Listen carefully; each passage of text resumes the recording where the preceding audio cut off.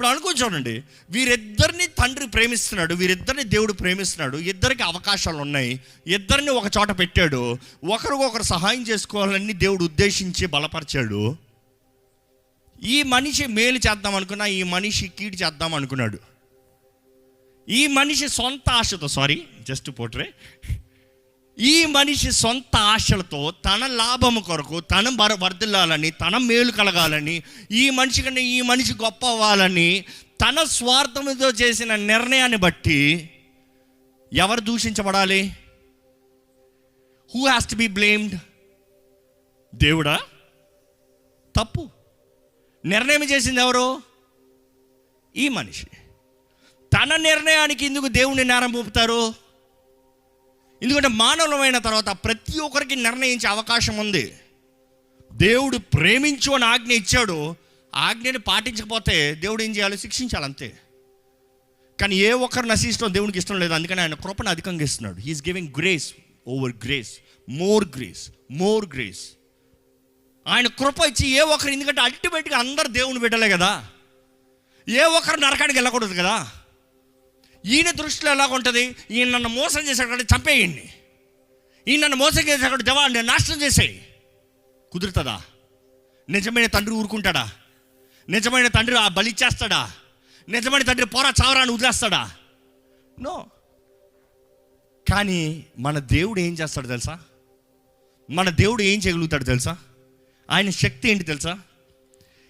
ఈ వ్యక్తికి కీడు చేసినా కూడా, జాగ్రత్తగా వినండి, ఈ వ్యక్తికి కీడు చేసినా కూడా ఈయన చేసిన కీడునంతా మేలుగా మార్చి ఆశీర్వాదంగా చేసి ఈయన హెచ్చించగలిగిన దేవుడు అండి. నమ్మరు హల్లెలూయా చెప్తామా? మన దేవునికి ఆ శక్తి ఉంది. మనుషులు వారు నిర్ణయము చొప్పున మీకు కీడు చేయొచ్చేమో కానీ దేవుడు ప్రతి కీడుని మేలుగా మార్చగలిగిన దేవుడు అండి. అందుకని దేవుడు అంటాడు, నీకు విరోధంగా రూపించబడిన ఏ ఆయుధాలు రావని కాదు, ఆయుధాలు వస్తాయి. కానీ అదేంటి? నీ నాశనానికి వర్ధిల్లావు, నీ నాశనానికి నీ నాశనపరుస్తానికి అవకాశం లేదు. ఎందుకంటే నేను న్యాయవంతుడిని. ఎలాగ 2 పిల్లలు కొట్టుకుంటా అంటే తండ్రి అమ్మ వెళ్ళి ఏం చేస్తారు? కొట్టుకోకండి రా అంటారు. అవసరమైతే ఇద్దరిని 2 బాధతారు కదా. ప్రేమించే దేవుడు కూడా అదే, నాన్న కొట్టుకోకండి అయ్యా, మీరిద్దరంటే నాకు ప్రాణం, మీ ఇద్దరు కొరకు నా ప్రాణాన్ని పెట్టా, మీ ఇద్దరు కొరకు నా రక్తాన్ని కార్చాను. కానీ అతి ముఖ్యమైనది ఏంటంటే, మనము మన జీవితంలో ఇప్పుడు ఈ వ్యక్తి అన్యాయం చేశాడని ఈ వ్యక్తి కూడా ఈ వ్యక్తి పైన కోపము, ద్వేషము, నాశనం అవ్వాలన్న మనసు పెట్టుకున్నాడు అనుకో, ఈ వ్యక్తికి ఏమైనా తేడా ఉందా? ఈయన క్రియల్లో చేయలే, మనసులో పెట్టుకున్నాడు, తేడా ఉందా? దేవుని దృష్టిలో ఇద్దరు సమానులే, ఇద్దరు దోషులే. ఈరోజు మీ జీవితంలో చాలామంది మీకు అన్యాయం చేశారేమో, మీరు వారికి ఏం అన్యాయం చేయలే, కానీ వారి పేరు ఎత్తితే ఆయాసం, కోపం, మంట, అలాంటి మనసు వస్తుందంటే అపవాది మీ జీవితంలో కూడా పాకుతున్నాడేమో జాగ్రత్త, మీ జీవితంలో కూడా ఎక్కుతున్నాడేమో జాగ్రత్త, మీ జీవితాన్ని వెనక నుంచి నాశనం చేయాలని చూస్తున్నాడేమో జాగ్రత్త. You have to be discerning. నిజంగా విచేక్షణ జ్ఞానంతో ఇది అపవాది తంత్రం. అందుకని దేవుని వాక్యం తెలియజేస్తుంది, మీరు క్షమించాలి, మీరు ఒకరినొకరు క్షమించాలి. Thank you so much. మీరు వెళ్ళి కూర్చోవచ్చు. కానీ ఒక జ్ఞాపకం చేసుకోండి, క్షమాపణ ఎవరికి కావాలి? తప్పు చేయనోడికి క్షమాపణ అవసరంలే. ఎట్లా క్షమిస్తానండి? ఎందుకు క్షమిస్తానండి? వాడు ఏ మంచి పని చేశాడని క్షమిస్తాను అన్నారు ఒకళ్ళు. వాడు మంచి పని చేస్తాను, నువ్వు ఎందుకు క్షమించాలి? ఫస్ట్ వారు మంచి చేయలేదు కాబట్టి క్షమించాలి. తప్పు చేసినోడుగా క్షమాపణ కావాలి. ఈరోజు మన జీవితంలో మనము దేవుని పాత్రను తీసుకుని మనము దేవుడిలాగా నిర్ణయిద్దాం అనుకుంటున్నాను. నన్ను unforgiveness is a dangerous root hole or the loophole for the devil. అపవాది మీ జీవితంలో ఒక పెద్ద ప్యాలెస్ కడతాడు, క్షమించరాని మనసు కలిగి ఉంటే, అన్ఫర్గివ్నెస్. కానీ మనం జ్ఞాపకం చేసుకోవాలండి, దేవుడు నీవు నన్ను నమ్మితే నువ్వు క్షమిస్తావు, నేను నీ జీవితంలో ఒక కార్యాన్ని చేయగలుగుతానని నువ్వు నమ్మితే నువ్వు ఆ వ్యక్తిని క్షమిస్తావు. నీవు నన్ను నమ్మకపోతే నువ్వు క్షమించవు, నీవే ఏదో చేద్దాం అనుకుంటావు. నువ్వేదో రివెంజ్ చేద్దాం అనుకుంటావు, వారు చేసిన హానికి ఎక్కువ హాని చేద్దాం అనుకుంటావు. దాన్ని బట్టి మీ జీవితాలను నాశనం చేసుకుంటున్నారని జ్ఞాపకం చేసుకోవాలండి. ఈరోజు ఎంతోమందికి సమాధానం లేదు మనుషులు అన్న మాటలకి. ఈరోజు ఎంతోమందికి నెమ్మది లేదు మనుషులు చేసిన కార్యాలకి. ఈరోజు ఎంతోమందికి ఉద్యోగ స్థలాల్లో అడుగు పెడితే చాలు హలుపు హలుపు హలుపు, జాగ్రత్త, దురాత్మ వెంటాడుతుంది. ఎంతోమందికి కాలేజీలోకి వెళ్తే, హాస్టల్లోకి వెళ్తే చాలు కోపం వచ్చేస్తుంది. వాడి పేరు ఎక్కడ కనబడుతున్నాడు. Be very careful.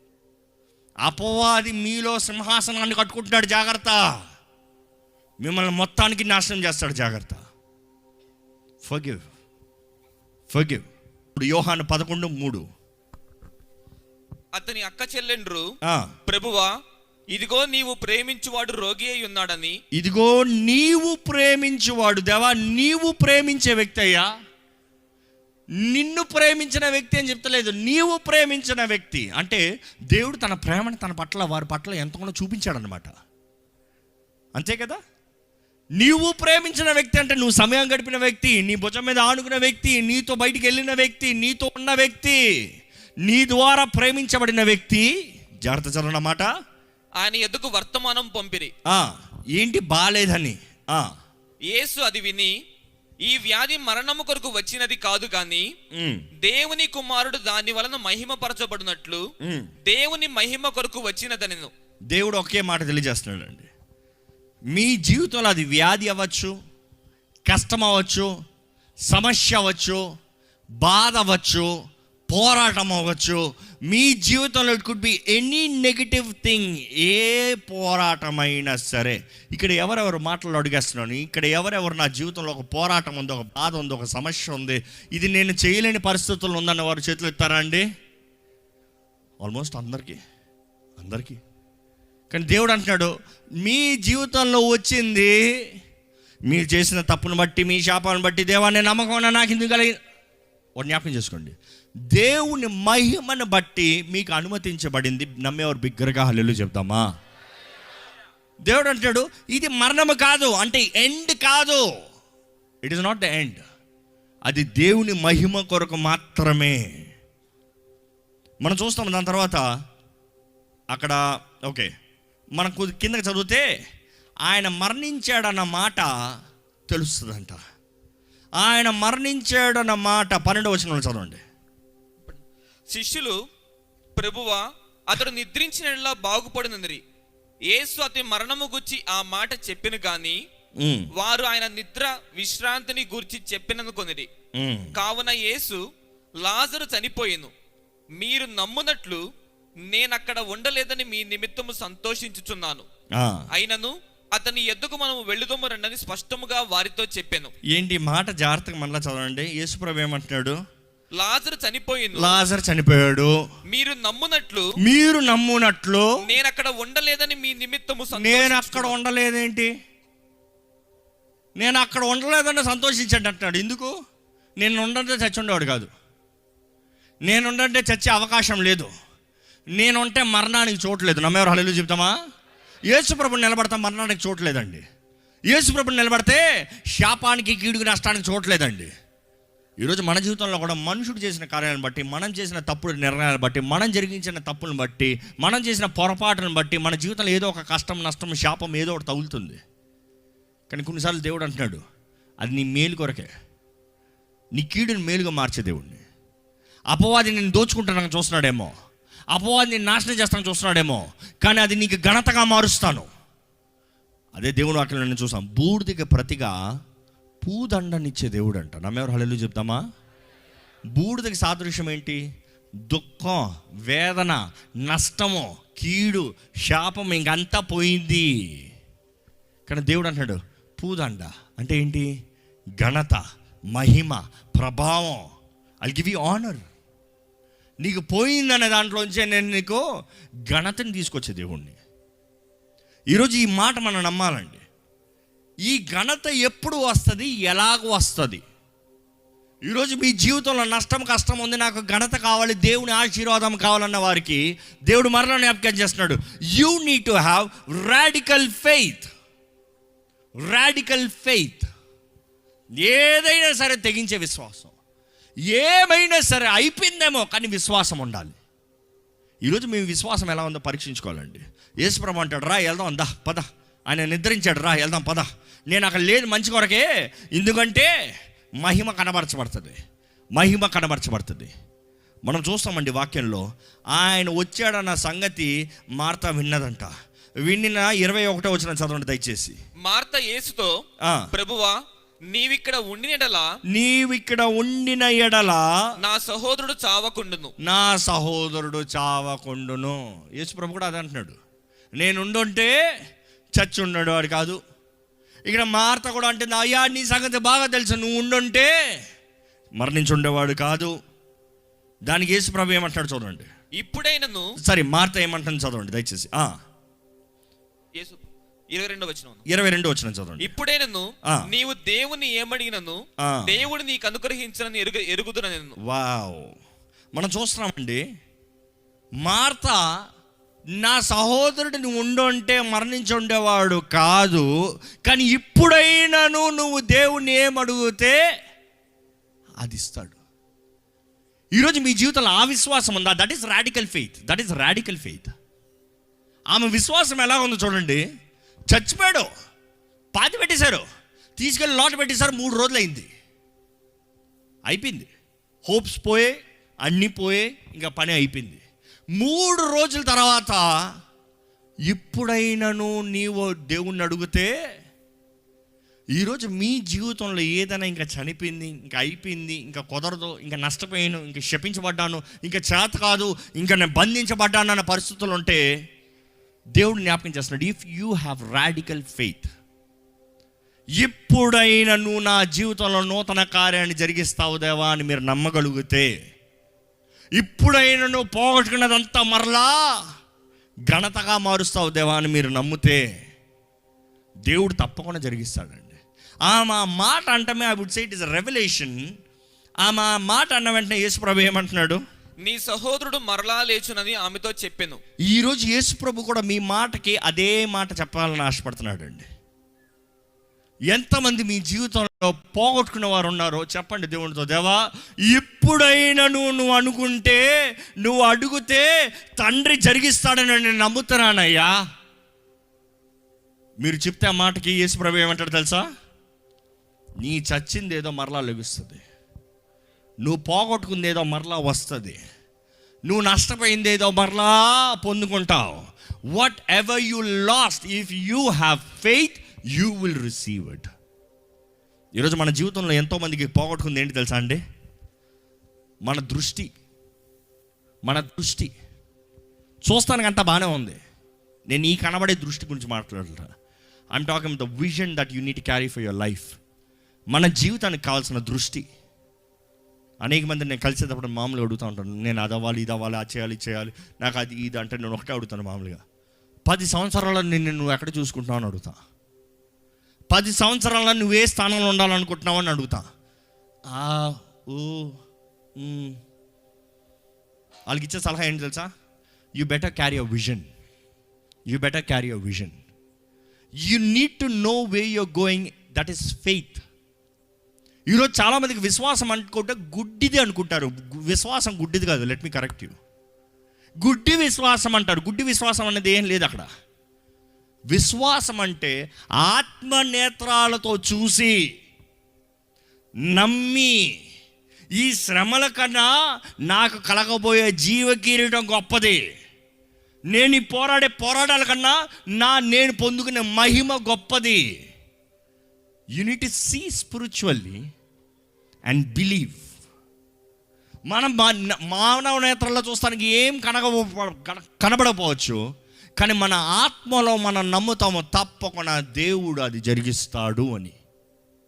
అందుకని అడుగుతున్నాను, 10 సంవత్సరాలు మిమ్మల్ని మీరు ఎక్కడ చూస్తున్నారు? ఆన్సర్ చెప్పుకోండి.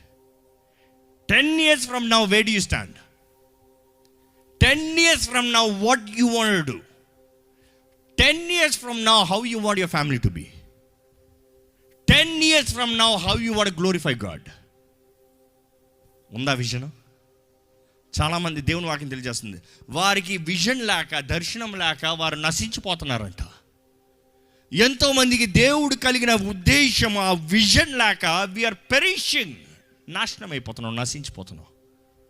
కానీ దేవుడు వాక్యం తెలియజేస్తుంది, దేవుడు మనకు ఒక దర్శనాన్ని ఇస్తాడండి. యోసేపుకి అయితే తన బాలుడు ఉన్నదప్పుడే దేవుడు దర్శనాన్ని ఇచ్చాడు. తన జీవితంలో జరగబోయేది జరిగిందా లేదా? జరిగిందా లేదా?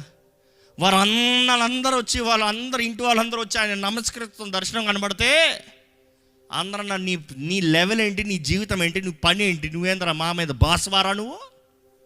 ఆ దర్శనం వచ్చేది కాబట్టి తనని నాశనం చేయాలనుకున్నారు. దేవుడు తనని హెచ్చిస్తున్నాడని తెలిసి చెప్పిన వెంటనే వాడిని చంపేయడరా అనుకున్నారు. చంపేసి ఉండేవారు. అక్కడ కానీ వారు ఆ టైంకి ఐగుప్తులు వచ్చి కొనుక్కుని ఉండకపోతే ఆయన్ని అక్కడ చంపేసి ఉండేవారు. ఆయన్ని చంపకూడదన్న రూబేన్ ఆశతో, అయ్యా అమ్మేద్దాం, ఇందుకు మనకు అనవసరంగా దోషము, అమ్మేద్దాం. కానీ తండ్రితో ఏమని చెప్పాడు?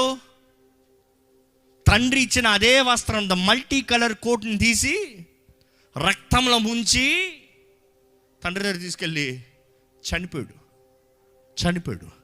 కళల కన్నవాడు చనిపోయాడు, విజన్ కలిగిన ఉన్నవాడు చనిపోయాడు. మనుషులు చనిపోయాడు అంత మాత్రాన దేవుడు మీకు ఇచ్చిన విజన్ చనిపోదండి. నమ్మేవారు హల్లెలూయా చెప్తామా? మీరు దేవుడు మీ జీవితంలో ఉద్దేశించిన కార్యాన్ని మీరు గ్రహించుకోగలిగితే, irrespective of the situation, irrespective of the time span, irrespective of the circumstances, ఏది ఎలాగున్నా, ఎక్కడున్నా, ఎటువంటి పరిస్థితులు ఉన్నా దేవుడు అనుకుంది ఒక్క రాత్రికి చేయగలుగుతాడండి. యోసేపు జీవితంలో చూస్తే మనం, మంచి చక్కని కుమారుడు, ప్రేమించబడిన కుమారుడు, ఏమయ్యాడు? బానిస పాత్రలోకి వెళ్ళాడు. పైన ఉన్న వ్యక్తి దిగాడు. ఇంట్లో కుమారత్వం నుంచి బానిస నుంచి ఎక్కడికి మారాడు?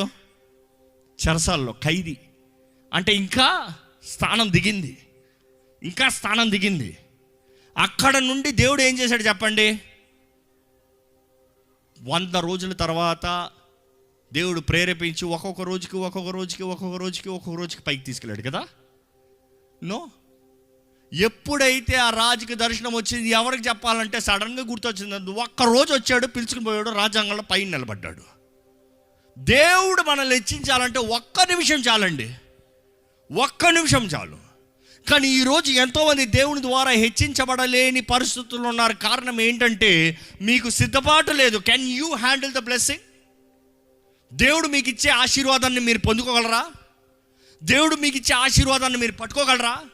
దేవుడు మీకు ఇచ్చే స్థానాన్ని నిలబెట్టుకోగలరా? దేవుడు మీకు హెచ్చిస్తే గర్విష్ఠులు కాకుండా ఉంటారా? దేవుడు మిమ్మల్ని గణపరిస్తే దేవుడిని విడిచిపోకుండా ఉంటారా? దేవుడు మిమ్మల్ని ఆశీర్వదించి డబ్బులు ఇస్తే దేవుని ఆలయానికి రాకుండా మానకుండా ఉంటారా? ఈరోజు ఎంతోమంది అండి ఏమి లేనిదప్పుడు దేవుని ఆలయం దేవుడా అని వచ్చారు. దేవుడు అన్ని ఇచ్చిన అంటే దేవుని టైం లేదు. దాన్ని బట్టి దేవుడు నవ్వుకుంటాడు. ఏం తెలుసా? నేను ఇచ్చిన ఇంత హెచ్చింకి నువ్వు అంత ఫీలింగ్ ఇచ్చుకుంటున్నావా? నేను నిన్ను ఇక్కడ పెట్టాలనుకున్నా, నీకు మనసు లేదు కాబట్టి ఇక్కడే పడలే, అది కూడా తొందరలో పోతుంది. ఈరోజు మనం జ్ఞాపకం చేసుకోవాలండి, నన్ను గణపరచు వారిని నేను గణపరుస్తాను అన్నాడు దేవుడు. ఏ విషయంలో మన జీవితంలో దేవుని గణపరుస్తున్నాం? Where is honour? Number 1 priority దేవునికి కావాల్సింది ఏంటంటే ఘనత అండి. గణపరచాలి. ఆయన ఘనతకు పాత్రుడు. He demands honour. వాక్యానుసారంగా చూస్తే నన్ను గణపరచండి, నన్ను గణపరచు వారిని నేను గణపరుస్తాను.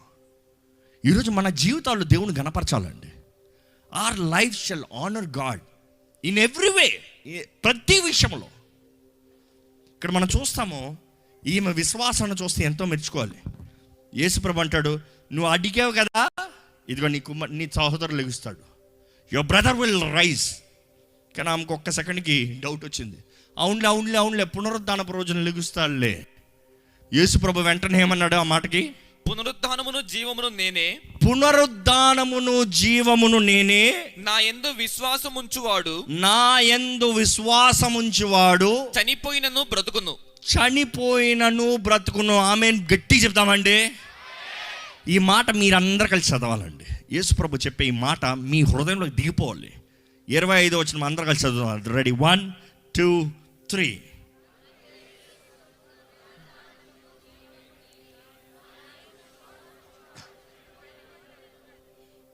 ఈరోజు మీరు చచ్చిన స్థితిలో ఉన్నా కూడా దేవుడు అంటున్నాడు, నేను లేపుతాను నిన్ను. మీ జీవితంలో కోల్పోయిన పరిస్థితుల్లో ఉన్నా కూడా దేవుడు అంటున్నాడు, I will bring you back to life. నాకు అసాధ్యమైంది ఏది లేదు. నీకు విశ్వాసం ఉందా? మీకు విశ్వాసం ఉందా? పరీక్షించుకోండి దయచేసి. దేవుడు అడుగుతున్నాడు, నీకు విశ్వాసం ఉందా అని అడుగుతున్నాడండి. విశ్వాసం ఉందా? ఏది కనబరచండి మీ విశ్వాసం. మనం ఉపవాసం అంటే ప్రార్థన చేస్తాము, సాదృశ్యం అంటాను, నేను విశ్వాసాన్ని కనబరుస్తున్నాను అంటాను. నా దేవుడు నేను మొరపెడితే జవాబు ఇస్తాడు, అందుకని నా విశ్వాసానికి సాదృశ్యంగా నేను ఉపవాసం ఉంటున్నాను అంటారు. It is not a hunger strike, but it is manifesting the faith. అవును, నా దేవుడు కార్యాన్ని జరిగిస్తాడు. దేవా నేను తెగిస్తున్నానయ్యా, నేను చేస్తానయ్యా, నువ్వు నాకు జవాబు అవ్వాలి, నువ్వు జీవాన్ని అవ్వాలి నాకు. ఈరోజు మీ జీవితంలో ఏదైనా సరే ఈరోజు నిజంగా if you have the radical faith, దేనికైనా తెగించే విశ్వాసము. అబ్రహాం జీవితంలో కూడా అదే చూస్తాం. ఎక్కడికి ఎలా ఏం చేస్తాను ఏం అడగలే ఆయన, వెళ్ళాడు. ఆయన విశ్వాసం ఎంత రాడికల్ మనం ఎప్పుడు చెప్పుకుంటాం. దేవుడు దర్శనంలో వచ్చాడు, రేపు నీ కుమారుణ్ణి మొరియా పర్వతంపై తీసుకొచ్చి బలివయ్యా. అది ఎలా కుదురుతుంది దేవా? నాకు ఒక కుమారుడు లేక వచ్చాడు, నువ్వే చెప్పావు కదా నక్షత్రాల వరే చేస్తానని. ఇది ఎలా కుదురుతుందయ్యా? మాట మారుస్తున్నావు ఏంటయ్యా? ఈరోజు మనం దేవునితో అలాగే వాదిస్తాం. దేవుడు వాడు ప్రేరేపిస్తే ఇది ఎలా కుదురుతుంది? కానీ అబ్రహాం విశ్వాసం చూడండి, సీ ఈజ్ రాడికల్ ఫెయిత్. నా భార్య ఏమనుకుంటుంది, నా కుమారుడు ఏమనుకుంటాడు, ఎవరు ఏమంటారు, నిజంగా నా కుమారుడిని బలి ఇచ్చి వస్తే సొసైటీ నన్ను ఎలా చూస్తుంది, ఆలోచించాడా? దేవుని వాక్యంలో ఒకే మాట రాయబడి ఉంటుంది. దేవుడు మాట్లాడాడు, ఆయన పొద్దుట లేచాడు, లేచింది మూట కట్టుకుని కుమారుని తీసుకుని బయలుదేరాడు. అది రాడికల్ ఫెయిత్. దేవుడు తన విశ్వాసాన్ని పరీక్షించాడు, కానీ ఆయనకి అన్యాయం చేయలే. నువ్వు నన్ను ఎంత ప్రేమిస్తున్నావో, నువ్వు నన్ను ఎంత గౌరవిస్తున్నావో నేను తెలుసుకుంటున్నాను అబ్రహాం అన్నాడు. ఈరోజు దేవుడి కొరకు మనం ఏమైనా చేస్తాం, మనం పోగొట్టుకుంటాం అనుకుంటున్నామండి. నో. దేవుడు అంటాడు, ఐఎమ్ ఓన్లీ టెస్టింగ్ యూ. నువ్వు చేయలేవయ్యా, నేను చేస్తాను, కానీ నిన్ను పరీక్షిస్తాను. ఈరోజు విశ్వాసము పరీక్షను బట్టి తేల్చబడుతుంది మనకి ఎంత విశ్వాసం ఉందో. ఈరోజు మీ పరీక్షల్లో ఎలాగ ఉన్నారో, పోరాడుతున్నారా లేకపోతే దేవుని దూషిస్తున్నారా? సహాయం చేయగలిగిన దేవుణ్ణే దూషిస్తే ఇంకా మనకి సహాయం చేయగలిగింది ఎవరండి? ఆదరించగలిగిన దేవుణ్ణే దూషిస్తే ఇంకా మనల్ని ఆదరించేది ఎవరండి? మన పక్షాన నిలబడి మన పక్షాన విజ్ఞాపన చేయాల్సిన దేవుణ్ణి మనం త్రోసివేస్తే ఇంకా మన పక్షాన విజ్ఞాపన చేసేది ఎవరండి? ఈరోజు మన జీవితంలో నిజంగా దేవుడు ఏదైనా మేలుగా మార్చగలిగిన దేవుడు అని నమ్మాలండి. మన విశ్వాసాన్ని కనబరుస్తే, మనం తెగిస్తే. ఈరోజు చాలామంది దేవుని సన్నిధిలో అడగండి విశ్వాసంతో అంటే అడగరు. ఇది ఎలా కుదురుతుంది, ఇలా ఇది నాకు పరిస్థితి ఏంటి, నా కుటుంబం ఏంటి, వీళ్ళేంటి వాళ్ళేంటి, ఇదన్నీ అవదలే. బట్ ఐఎమ్ ఛాలెంజింగ్ యూ, దేవుడు అసాధ్యమైన కార్యం చేసే దేవుడు అండి. He will do the most impossible. మనుషులు ఏదైతే కుదరదో, మనుషులు ఎవరైతే ఈడు బాగుపడ్డో, మనుషులు ఎవరైతే ఈడు పనికిరాడో, మనుషులు ఎవరైతే ఈడికి ఇంక దేనికి విలువే లేదురా అని అంటుంటారో, దేవుడు అలాంటి వారి ద్వారానే మహింపరచబడతానికి ఆశపడుతున్నాడు. ఎందుకు తెలుసా? ఆయనకి ఘనత వస్తుందండి. అన్నీ చేయగలిగిన వాడు చేస్తే దేవునికి ఏం ఘనత వస్తుంది? ఆయన చేసాడు, ఆయనకి తలాంత ఉంది కాబట్టి, ఆయన చేశాడు, ఆయన ఏదో గొప్పోడు కాబట్టి, ఆయన చేశాడు, ఆయనకి డబ్బు ఉంది కాబట్టి. ఇప్పుడు దేవుడు అంటాడు, నీకు విశ్వాసం ఉందా? Today God wants radical faith. నిజమైన రాడికల్ ఫెయిత్, ఈ తెలుగులో ఏంటి ఈ మాట? తీవ్రమైన విశ్వాసం వేరు, తీవ్రమైన విశ్వాసం లేదు. I believe it's like flooding. దేవా నువ్వు చేయాల్సిందే. యేసు ప్రభు కూడా ఒక ఉపమానం చెప్తాడండి. యూదుల ట్రెడిషన్లో ఇది ఒక ట్రెడిషన్. ఇంట్లో ఏమైనా రొట్టె ఉందా? బయట నుండి వచ్చారయ్యా, వారికి పెట్టాలి. నా దగ్గర లేదు, నీ దగ్గర ఉందా అంటే, నా పిల్లలు పడుకున్నారు, డిస్టర్బ్ చేయొద్దు, నేను బిజీగా ఉన్నాను, డిస్టర్బ్ చేయొద్దు, నాకు అది లేదు ఇది లేదు డిస్టర్బ్ చేయొద్దు అంటే మరలా కొట్టి అడుగుతా ఉంటే ఆయనకి ఇవ్వాలనే మనసు లేకపోయినా, ఇష్టానికి ఓపిక లేకపోయినా, ఈయన తలుపు బాది చంపి అడుగుతున్నాడు కాబట్టి ఇచ్చేరా బాబు. ఈరోజు నేను మిమ్మల్ని అడుగుతున్నానండి, ఏంటది దేవుడు మీకు ఇస్తాడనే విశ్వాసము, ఇవ్వగలడు అనే విశ్వాసముతో ఆయనని విశ్వాసంతో తలుపు బాదుతున్నారు. నువ్వు తెరవాల్సిందే, నువ్వు చెయ్యాల్సిందే, నా కుమారుని రక్షించాల్సిందే, నా ఇంట్లో నీ కార్యం జరగాల్సిందే, నాకు కావాల్సిన విడుదల కలగాల్సిందే. I you fighting? ఈరోజు అంత నాకింగ్ వెళ్ళిపోతున్నా. దేవుడు వెతుకుడి, తట్టుడి, మీరు వెతకాలి, తట్టాలి, అడగాలి. ఏంటి తట్టుడి మీకు తీయబడును, వెతుకుడి మీకు దొరుకును, అడుగుడి మీకు దేవుడు ఇయ్యబడును, తెరవబడును, దొరుకును అన్న తర్వాత ఎవడది మళ్ళా దొరకదేమో, తెరవబడదేమో, ఇవ్వబడదేమో. దేవుడు నేను ఇస్తాను అంటున్నాడండి. మీరేమైతే నా నామంలో తండ్రిని అడుగుతారో మీకు అనుగ్రహించబడిందని మీరు మొదటగా నమ్మండి అంటాడు యేసు ప్రభు. You believe that you have received whatever you asked in my name, అప్పుడు మీకు అనుగ్రహించబడుతుంది. Don't expect anything to change until you change your mind. మీ మనస్సు మారేంత వరకు అంతా అదే. మీ మనస్సు మారేంత వరకు మీ పరిస్థితులు అదే, మీ జీవిత విధానం అదే, మీ ప్రార్థన అదే, మీ కార్యాలు అదే. The change begins in your mind. మీ మనస్సు మారితే అంతా మారుతుంది, మీ తలంపులు మారితే అన్నీ మారుతాయి. ఈరోజు దేవుడు అంటున్నాడు, నువ్వు విశ్వాసం కలిగి ఉంటావు. ఏమనుకుంటున్నావు నా గురించి? దేవుడు అడుగుతున్నాడు.